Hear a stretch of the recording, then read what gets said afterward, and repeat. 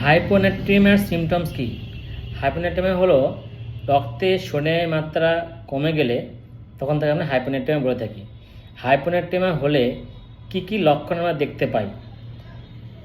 প্রথমত আমাদের একটা বমি ভাব হতে পারে, মাথা ব্যথা করতে পারে, বা ক্লান্তি বোধ বা ক্লান্তি অনুভব করতে পারি। তাছাড়া কখনো কখনো আমাদের কনফিউশন হয়, আমরা কি বলছি কিছু বুঝতে পারি না, কি ভাবছি বুঝতে পারছি না। মাসেল ক্র্যাম্পিং হয়, মানে আমাদের মাংস পেশিতে একটা টান অনুভব হয়।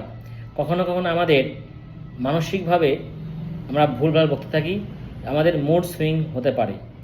এবং যদি অতি মাত্রায় সোডিয়াম কমে যায় সেক্ষেত্রে কিন্তু আমাদের খিঁচুনি পর্যন্ত হতে পারে এবং শ্বাসকষ্ট পর্যন্ত হতে পারে। এবং যদি তারও বেশি কমে যায় সেক্ষেত্রে কিন্তু ব্রেন কমা হতে পারে।